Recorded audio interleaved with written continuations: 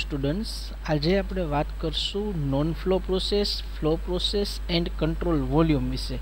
તો આપણે પહેલા ચેપ્ટરમાં સિસ્ટમના પ્રકાર વિશે માહિતી મેળવી હતી કે સિસ્ટમ જે છે, સિસ્ટમ એટલે એવી વસ્તુ કે જેમાં થર્મોડાયનેમિકના અભ્યાસ માટે આપણે જે રિજિયન ચૂઝ કરીએ એને શું કહેવાય? સિસ્ટમ કહેવાય.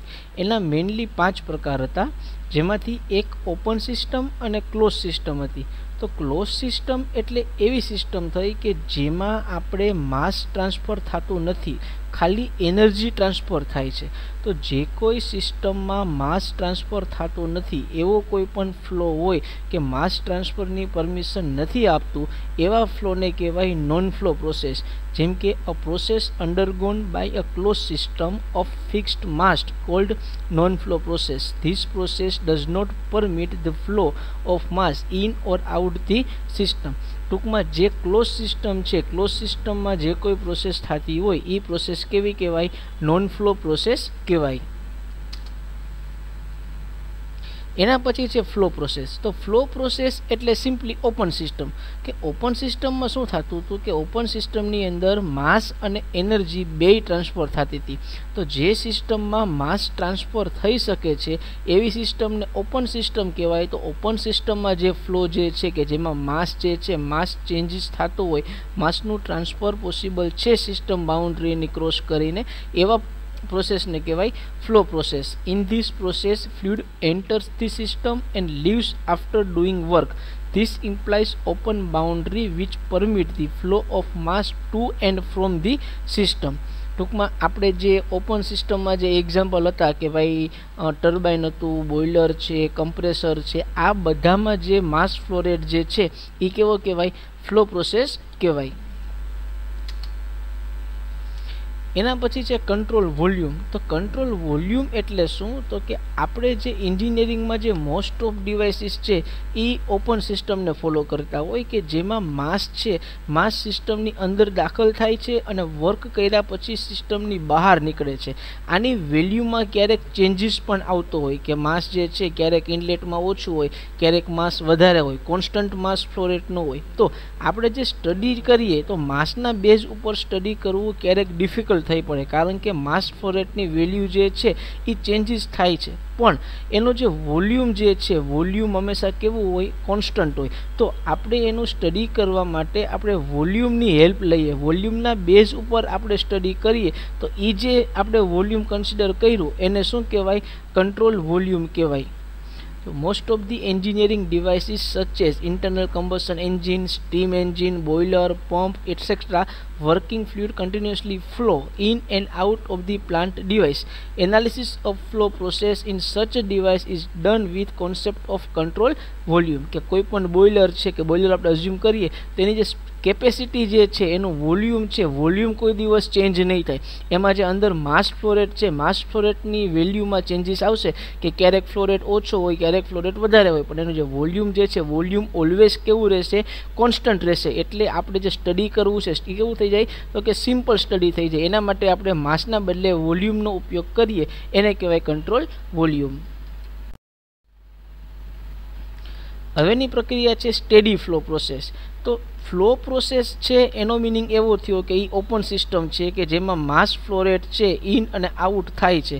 સ્ટેડીનો મિનિંગ એવો નથી કે ભાઈ વસ્તુ સ્થિર હશે. આ કેસમાં સ્ટેડીનો મિનિંગ શું છે? તો કે સ્ટેડીનો મિનિંગ એવો છે કે ટાઈમ સાપેક્ષ એની વેલ્યુ ચેન્જ થતી નથી.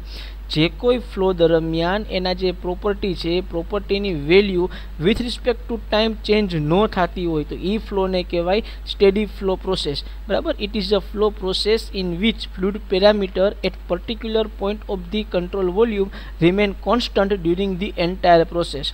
The study means no change with time. આપણને 2 ફિગર આપી છે. પહેલી જે ફિગર છે ને એ 10 વાગે પ્રોપર્ટીની વેલ્યુ બતાવે છે, જ્યારે બીજી ફિગર જે છે એ 11:30 વાગે આપણને પ્રોપર્ટીની વેલ્યુ બતાવે છે. તો તમે જોઈ શકશો કે 10 વાગે અને 11:30 બે જગ્યાએ એની જે ઇનિશિયલ વેલોસિટી જે છે ઇનપુટમાં એ 5 મીટર પર સેકન્ડ બે જગ્યાએ કોમન છે.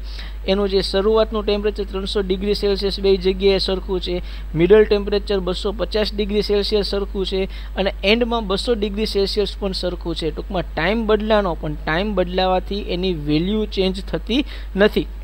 તો આ જે પ્રોસેસ છે એ પ્રોસેસને કહેવાય સ્ટેડી ફ્લો પ્રોસેસ.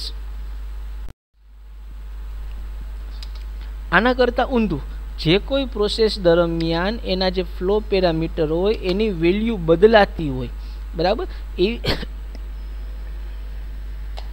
એની વેલ્યુ બદલાતી હોય તો એવી જે કોઈ પણ ફ્લો પ્રોસેસ હોય એને કહેવાય અનસ્ટેડી ફ્લો પ્રોસેસ, બરાબર. It is a flow process in which fluid parameter at any point of control volume is not constant during the entire process.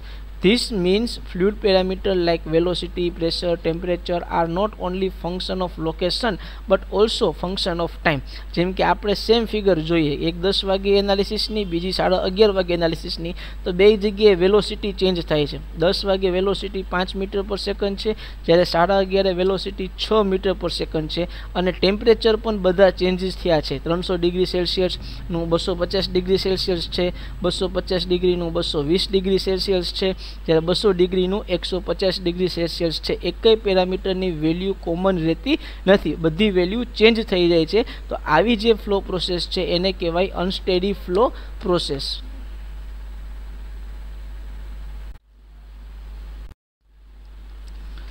હવે આપણે જે સ્ટેડી ફ્લો પ્રોસેસની વાત કરી હતી, સ્ટેડી ફ્લોમાં આપણે એનર્જી ઇક્વેશન જોવાનું છે. Steady flow energy equation SFEE.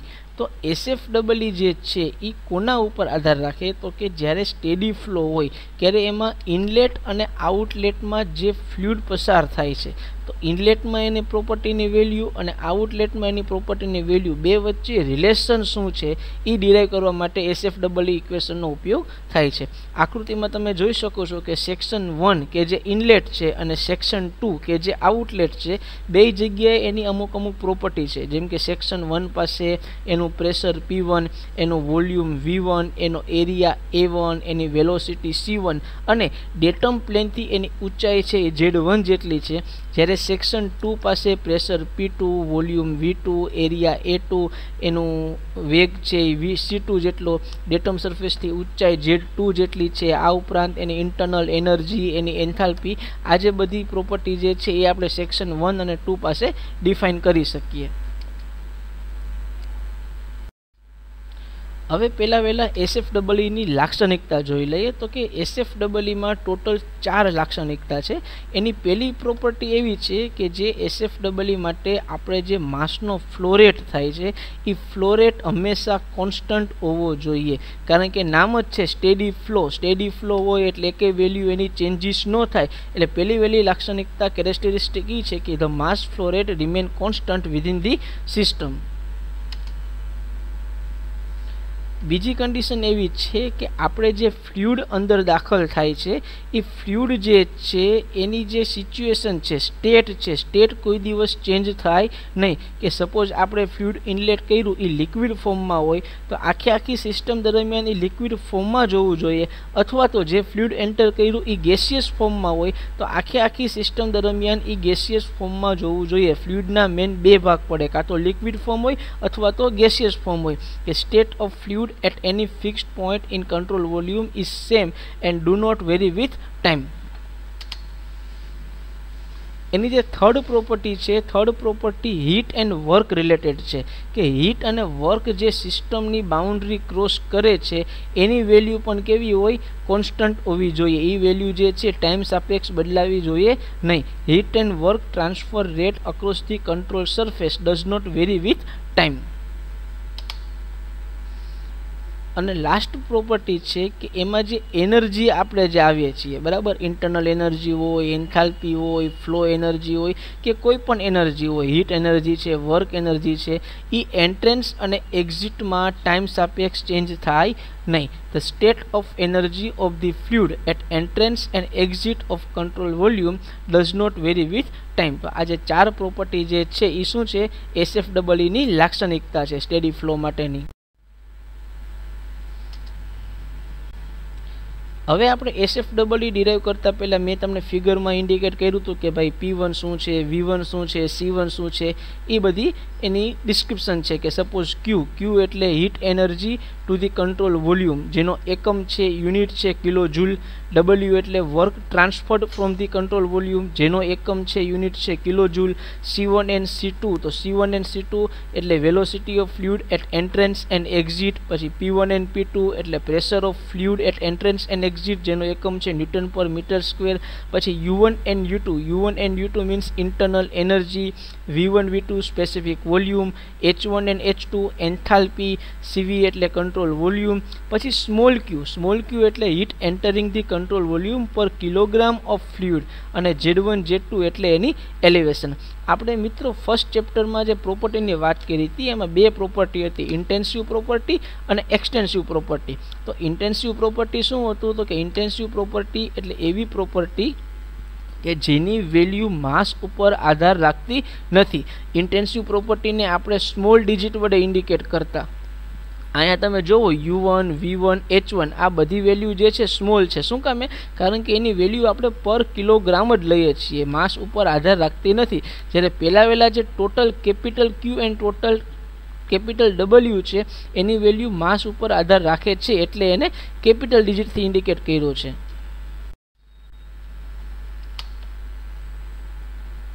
હવે એનર્જી બેલેન્સ કરવા માટે આપણી પાસે બે વસ્તુ છે કે આપણે જે ઇનલેટમાં એનર્જી સપ્લાય કરીએ અને જે હીટ એનર્જી આપતા હોય is equal two energy living to the system plus work જે આપણને હીટ જે છે heat living to the system means heat living એટલે એનું વર્ક આપણને મળ્યું તે અને increase of the stored energy.